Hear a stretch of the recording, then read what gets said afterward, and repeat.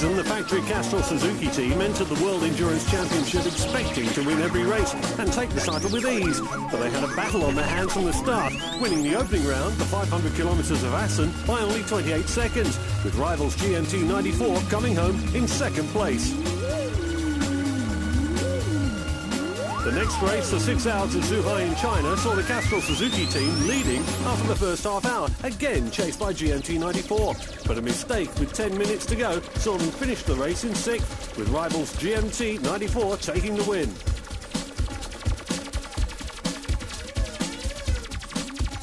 On to the 12-hour night race at Albacete in Spain, and this time no mistakes from the Castrol Suzuki team taking the win after dominating the race from the start. Behind them, the battle for second raged between the Yamahas of GMT 94 and Moto 38 until Christoph Gield's GMT team finally got the upper hand, taking second place. At Suzuka in Japan, the classic 8-hour event was won by the local 7-stars Honda team, but the permanent teams also made their mark and scored useful points. And with double points on offer, the German round at Oschersleben was where Castrol Suzuki hoped to shine. But this time a mechanical failure put paid to their championship hopes completely. And the Yamaha GMT took not only the win, but the World Championship. The last round of Vallelunga in Italy saw the Castrol Suzuki dominant again, but the team were now focused on 2005 and will be out to make no more mistakes for the next season.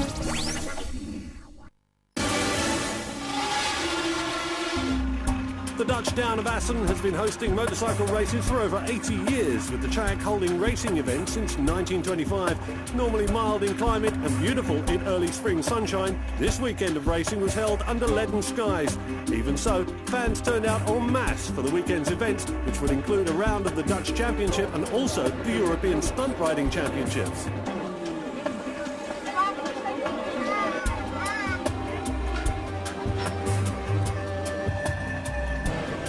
As usual, the battle would not only be on the track.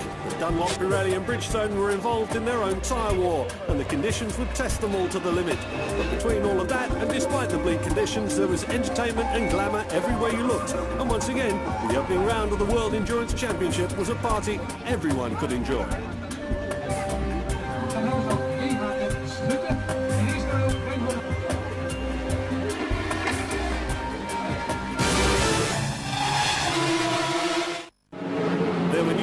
Teams in the paddock this year, with the French number 68 powerbike team of David Barrault and Patrick Vieira bringing their Yamaha R1 from the tough French National Championship to compete in World Endurance. They were hoping that their experience at Le Mans and the Mont d'Or would put them on the pace at world level. Rider Patrick Vieira was a man of few words. On va voir. Hey, he's good. Thank you. The German Bridgestone Bikers Profi team had ridden in World Endurance before, but this year had moved up to permanent team status, fielding 2 GSX-R 1000 Suzukis with numbers 5 and 47, carrying heavy backing from Bridgestone. Rider Stefan STRAUCH was fairly modest in his expectations. I think we try to get a place under the first 5 teams, so that would be great for us. Since last year we take the 6th place, so now only something that's better than last year, it's okay for us. The third new permanent team was another German entry and the only Honda on the grid. Projecteam Endurance were fielding 2 German riders, Hubertus Juncker and Philipp Ludwig, along with an Irishman, Roger Mayer.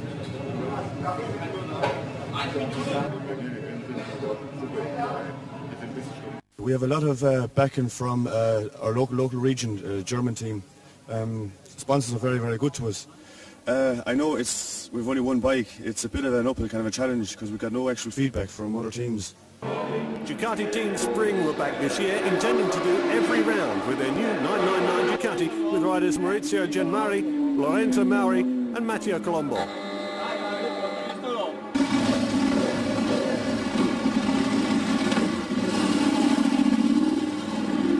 Abbiamo questa moto nuova quest'anno. Matteo says this year we have a new bike with a factory Ducati engine with much more power than last year's motor. È più performante dell'anno Here scorso we can get a top e 10 result. questa gara potremmo arrivare nei primi 10, penso. Dovremmo farcela, insomma. Qualifying was, as usual, full of incidents. One of the favourites for the championship this year was Yamaha Austria, the number 7 bike qualifying in 3rd place.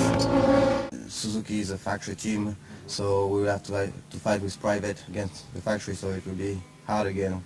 But what we expect to do is to do as as good as did Guillaume last year. So now Guillaume last year was very close from Suzuki in this race. So now we are in late compared to last year. Local favourite Suzuki Nederland with Ron van Steenbergen, Jarno Janssen and Barry VENEMAN had qualified second. VENEMAN having to adapt quickly to a bigger machine than he was used to. To be really honest, the third Suzuki team, the faster guys, they outrun us for sure in the pit and a little bit on track still. But the rest of the guys, I think we can give them a run for their money. So I think if everything works out fine and the pit lane stuff goes as planned, it should be okay. But once again, the Castrol Suzuki team were on pole. KEIICHI, KITAGAWA and VINCENT landing nearly 1.5 seconds faster than the next best team. The Suzuki is very fast, rider also, the team is good, so, you know, but it's an endurance race, so many problems can be arrived, so I go fast and we will see the result. The Assen track has undergone some changes over the past year with a new corner added at the back of the track just before Stekenwald. We'll need a local rider to guide us around the new track. So here's Barry VENEMAN. Well, we're here for the first endurance round, the 500 kilometers of Assen. Assen's part of a new track. First corner, second gear, still the same, all the way up to 6th. Then you get a new right-hand corner, very slow, very tricky, second gear, all the way up to 3rd gear, 4th gear for the second right-hand corner. Then you come yet to another new part, which is a slow left-hand kink, which was supposed to be the bult. It's tricky, it's low grip, but it's quite fun for the rider. Then a fast 3rd-hand corner, all the way up to Meomere, which is a kink, a right kink, 5th gear, full 210 kilometers. Then you get back to the last chicane, which is quite good because it's a new grandstand, a lot of public. You go back to 2nd gear and then you shift up to 4th on the home straight here and you completed 1 lap. It was still overcast for the 1:45 afternoon start, but the grandstands were full as 32 teams lined up for the unique endurance-style start, with even Castrol Suzuki's Vincent Philippe eager to make the best of a photo opportunity. French policeman GWEN will be starting for the Yamaha Austria team, and all of his family were at the track to lend support. New signing for the Shell Academy team, Calvin Hogan, was also enjoying the pre-race show, with tall teammate Estonian Marco Rootland ready to go, and everybody was keen on a picture with the World Endurance Girls. This is the time that the riders hate the most, all the waiting around while the press get their final pictures and the clock counts down to one of the most spectacular starts of any kind of racing. 32 riders and 7 manufacturers were lined up and ready to go. Suzuki, Honda, Yamaha, Kawasaki, Aprilia, Ducati and MV Agusta ready to take on 130 laps and 500 kilometers of one of the most famous circuits in bike racing. And at 1:45 in the afternoon, the first race of the 2005 World Endurance Championship was finally underway, with the Castrol Suzuki number 2, Yamaha Austria number 7 and the Bridgestone Bikers Trophy number 5 all getting away well, but an embarrassing start for one of last year's surprises. The playing Kawasaki number 111 hitting the back of the Bollinger number 8 and crashing immediately directly in front of the grandstand, while the René Winkel struggling to get the bike upright and back into the race. Straight away, the Castrol Suzuki was pulling the lead with the number 7 Yamaha Austria struggling to keep in touch. The Bridgestone Bikers were in 3rd but were passed in short order by Australian Damien Cudlin on the number 3 Phase 1 Yamaha, which has surprised many with its speed in qualifying. It was just the first few corners of the first lap, but Vincent Philippe looked in total control, and the factory number 2 was flying.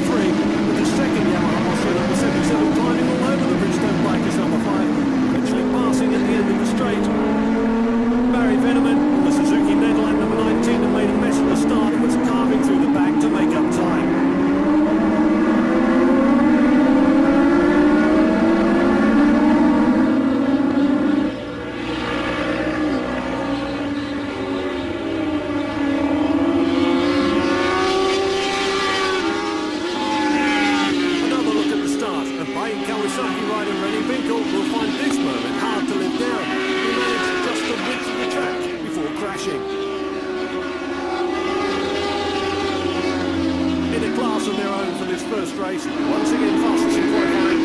Philippe was showing just how good world endurance riders have become as he delivered a masterclass for the rest of the field.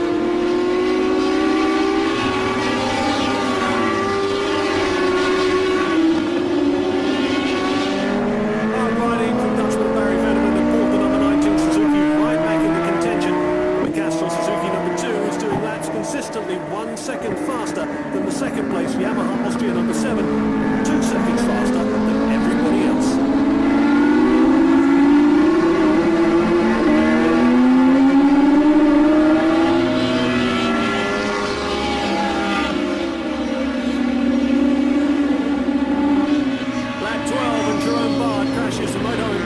Suzuki on the exit of the final corner. As a rider lies stunned by the side of the track, other riders take avoiding action around the stricken Suzuki.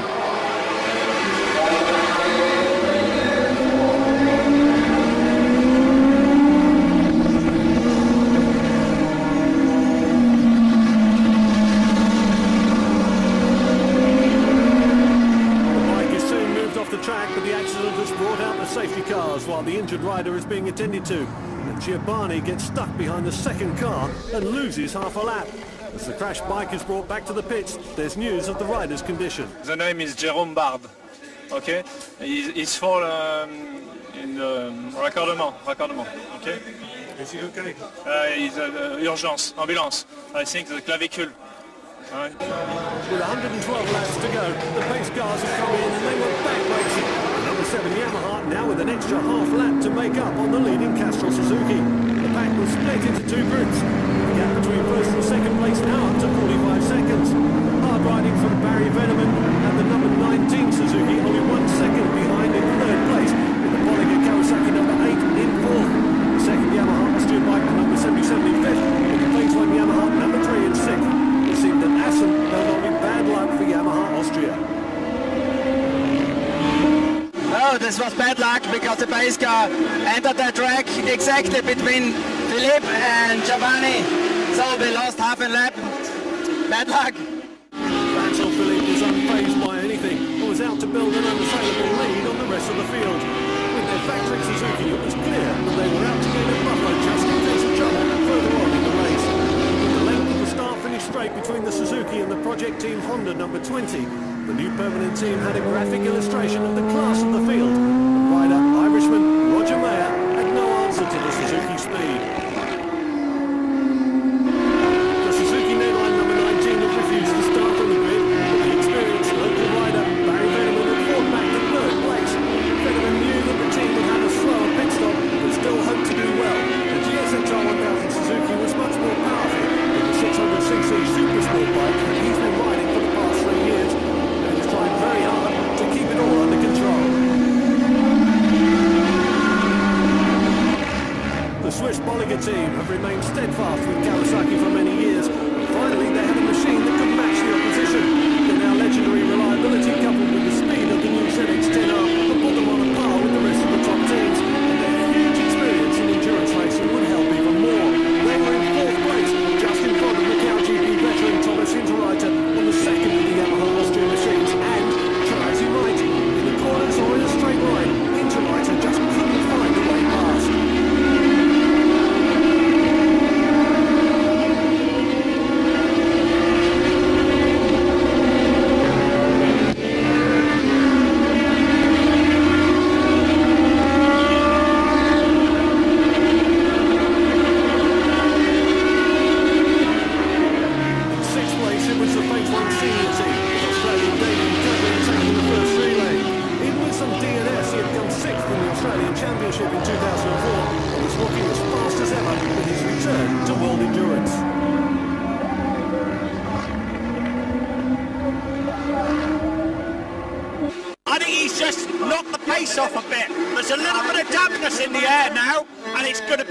To be conservative. Let's get the first rotor right over with, and then we'll go in really hard on second rotor and third rotor. Changing the weather hadn't affected Philippe, who'd already taken the fastest lap of the race and was doing consistent lap times to stretch the Castrol Suzuki's lead. It was soon time for the first round of pit stops. Check the back of Motto Yamaha number 14, one of the first to come in.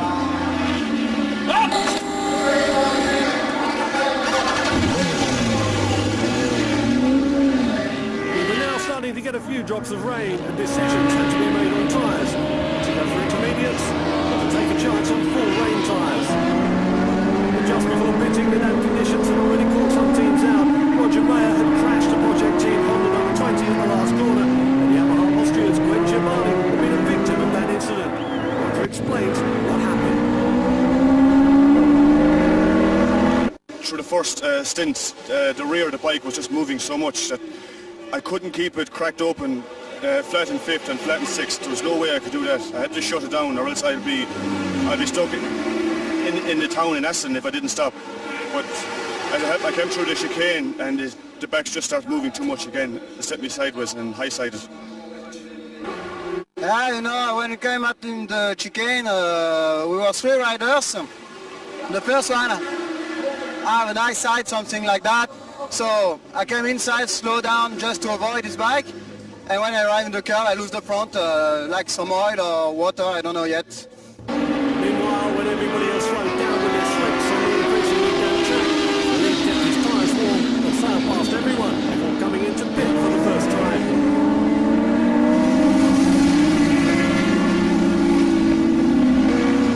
And his teammate KEIICHI waiting to take over the professionalism and experience of the factory Suzuki team, showed why their pit stops are among the fastest in the business. Just 15 seconds for control adjustment, fueling, and a full wheel change, and they were back on track.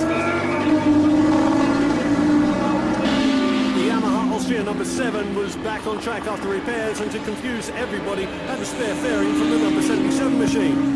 But the number 77 itself was stopped in the gravel. Had crashed in the damp conditions, skidding his right elbow. Now it was Kitagawa's turn to show what he could do, here being chased by the local Aprilia RSVR and number 66 Team Polytech. Meanwhile, although the number 77 Yamaha didn't look too bad, it was too damaged to continue, and Saiga and Hinterreiter were out of the race. But the number 77 had found it impossible to get past the Bollinger Kawasaki. The number 7 Yamaha Austria bike had no such problems. They were now out of the top 10, and the Bollinger Kawasaki was in second place.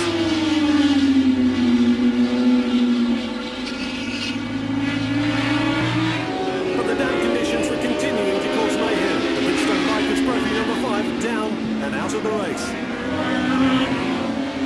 As the MV Augusta of Team Burger King Lust picked its way carefully around the track, the rain started to fall harder and harder. The decisions had to be made once again on tyres. It was clear that staying out on slicks was getting far too dangerous.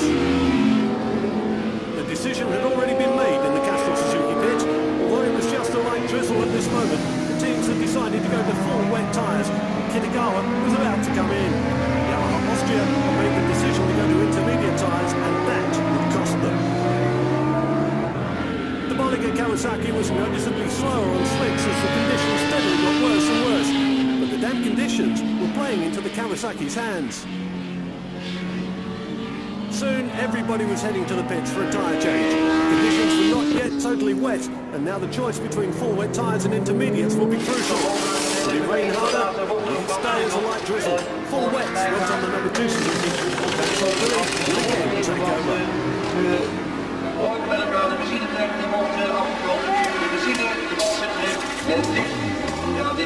Marcel KELLENBERG was in for Patrick Muff to take over the number 8 Bollinger Kawasaki. Manager Hans-Peter Bollinger, the man with the huge Swiss handlebar moustache, also making the decision to go with a full wet setup.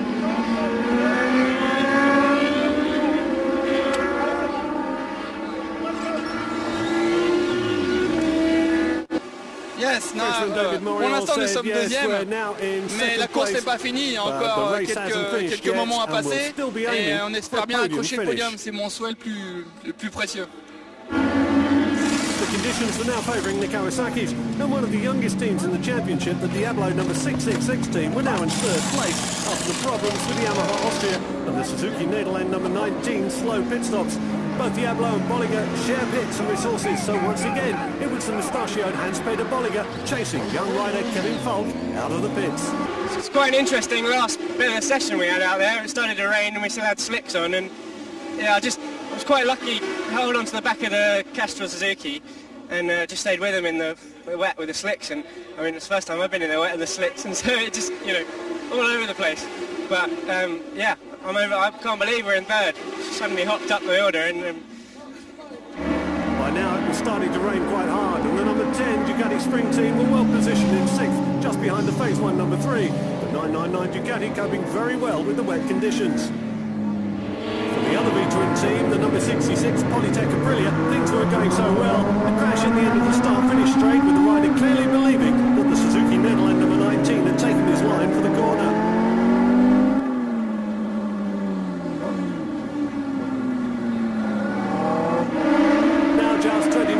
Left to go, and the Castrol Suzuki was nearly 2 laps in the lead.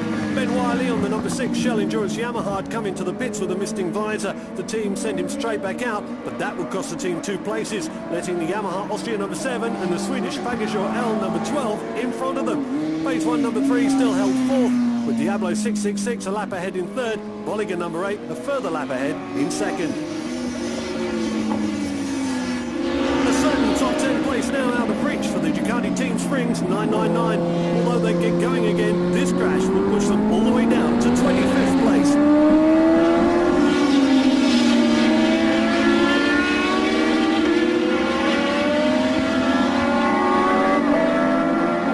The last pit stop for the Yamaha Austria number 7, and team manager Manfred Kainz is philosophical about this first race.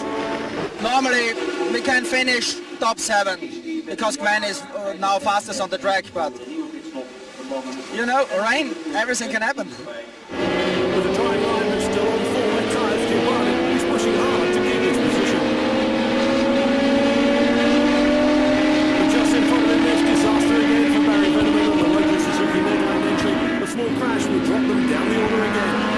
Out in front, KITAGAWA was keeping things tidy while showing the number 12 Peugeot L Suzuki the difference between a stock bike and a full factory machine.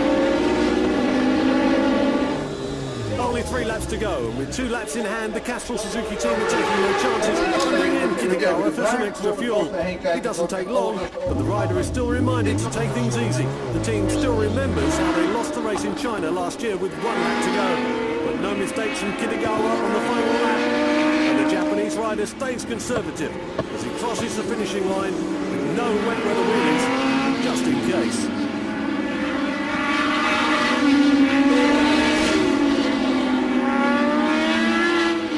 And this time there's no Yamaha on the podium, it's Kawasaki's in 2nd and 3rd.